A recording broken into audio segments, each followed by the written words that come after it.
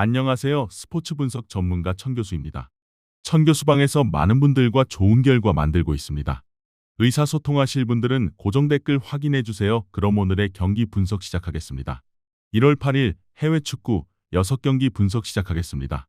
첫 번째로 바르셀로나 대 빌바오 경기 알아보겠습니다.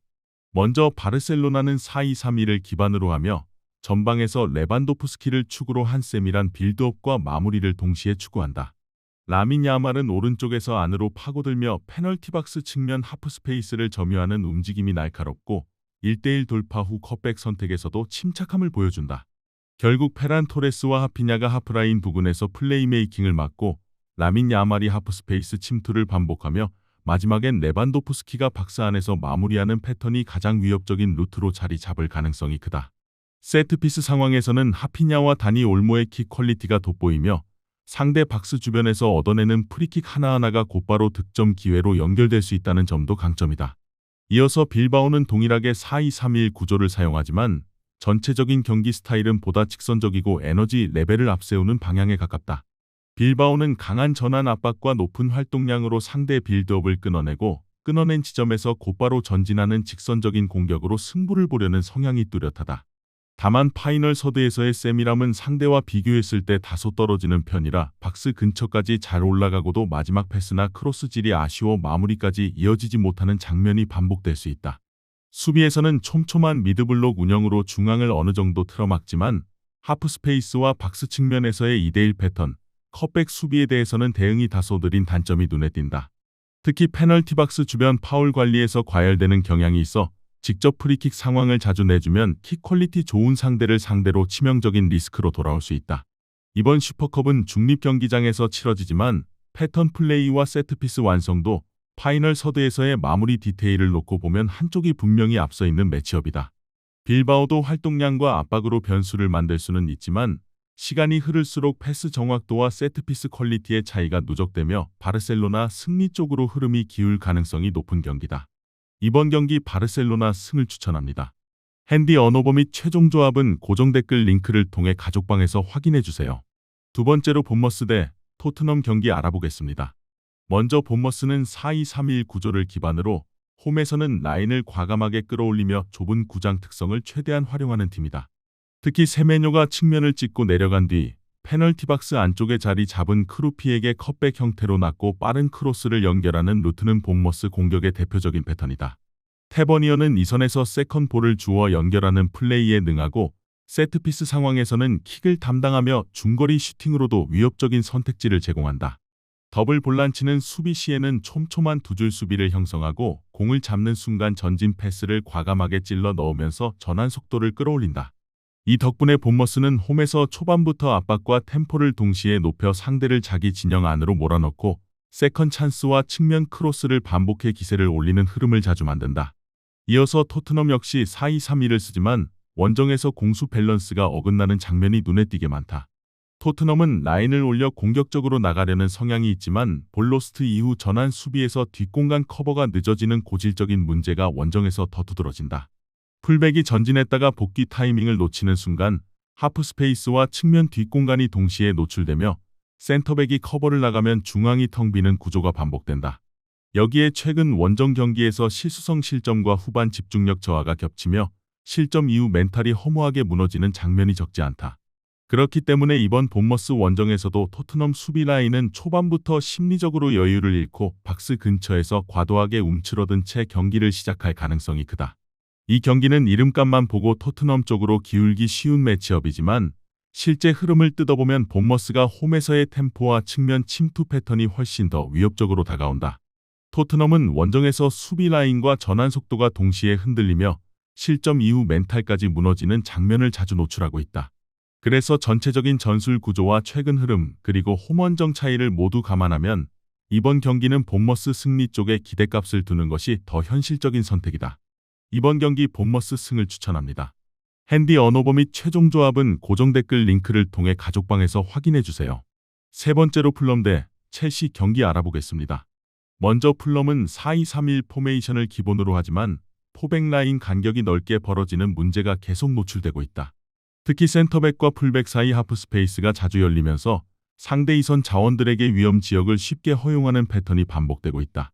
이로 인해 중원 더블 볼란치가 수비 커버와 전진 전개를 동시에 담당해야 하는 부담이 커지고 라인 간격이 한번 무너지면 재정렬까지 시간이 오래 걸린다.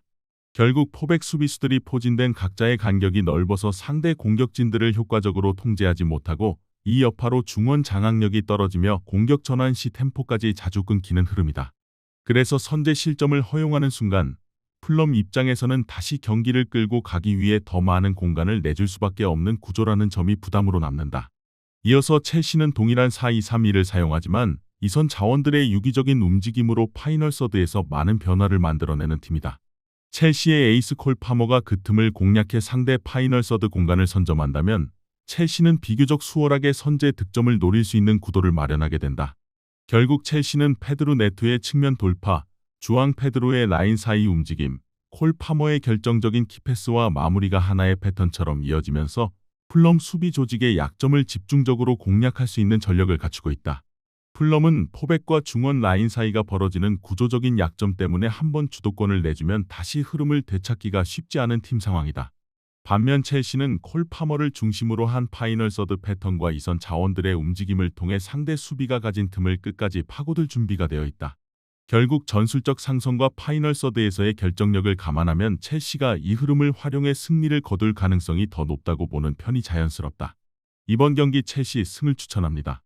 핸디 언어버 및 최종 조합은 고정 댓글 링크를 통해 가족방에서 확인해주세요.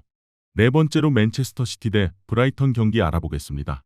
먼저 맨시티는 4-3-2-1 구조 안에서 공을 소유하는 순간 곧바로 3-2-5 빌드업 형태로 전환하며 상대 압박 라인을 위로 끌어올린 뒤 그 뒤 공간을 공략하는 데 능하다.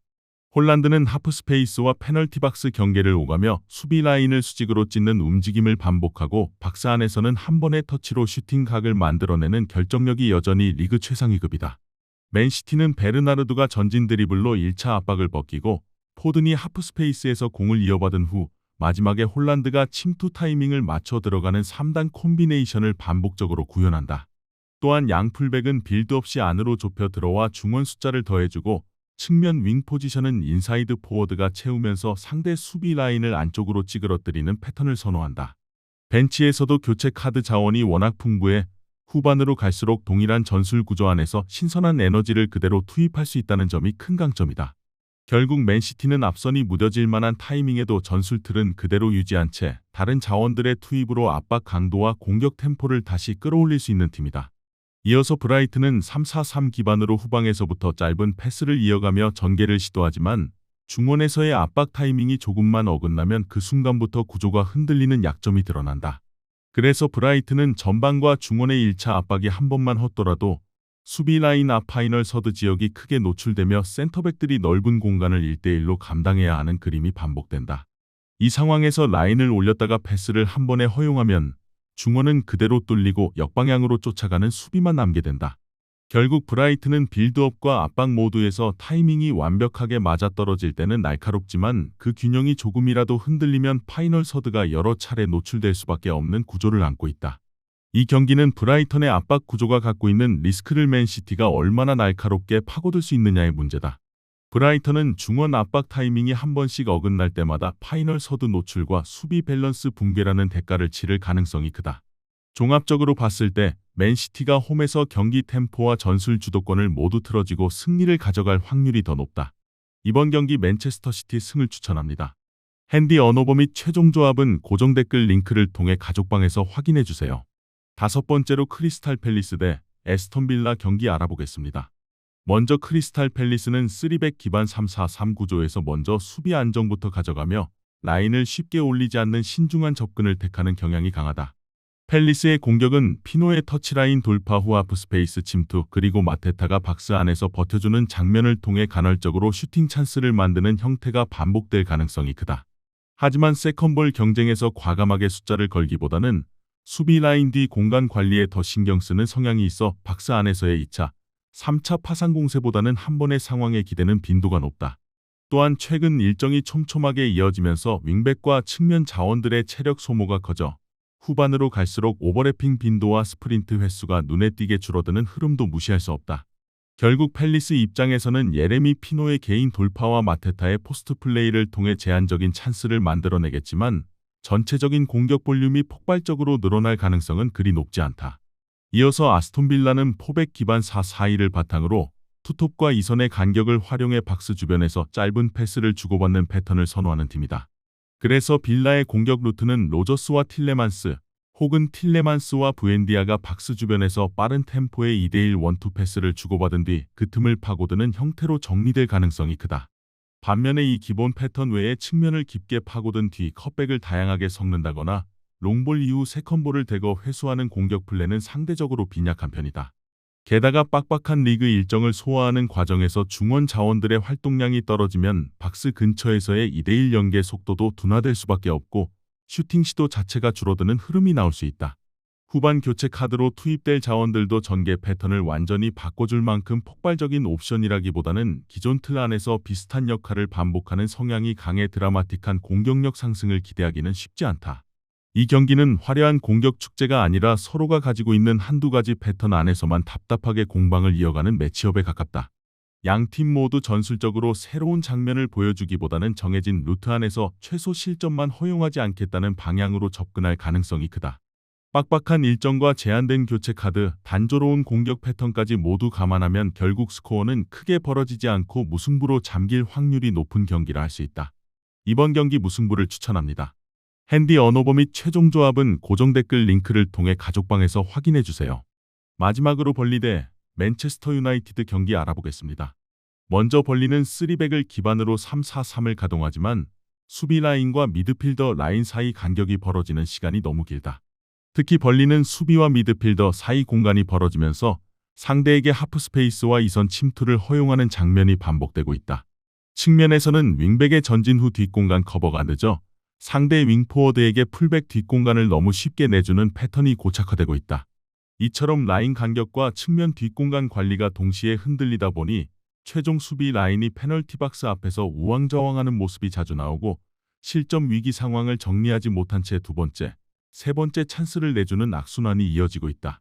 결국 이런 구조적인 수비 조직 문제 때문에 벌리의 순위가 강등권까지 추락해 있는 것이고 하루아침에 해결될 성격의 불안 요소는 아니라는 점이 더 큰 부담으로 작용한다.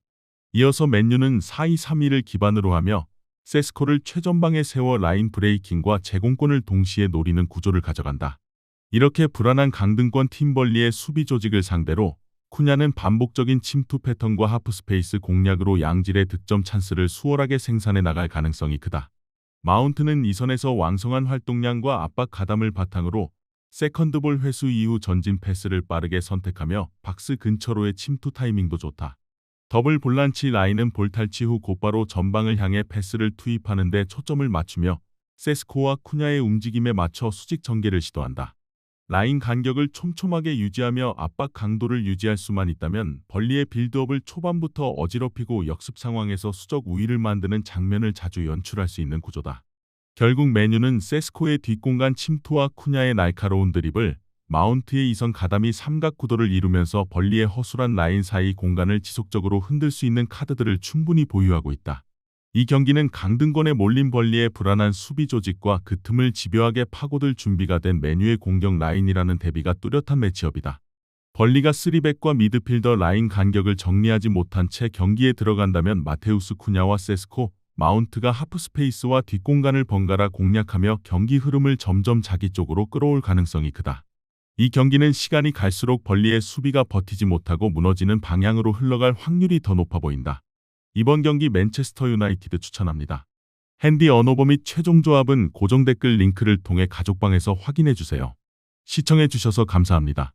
천교수 가족방 입장은 영상 하단 고정 댓글 확인해주시기 바라며 구독과 좋아요 알림 설정 부탁드리겠습니다. 감사합니다.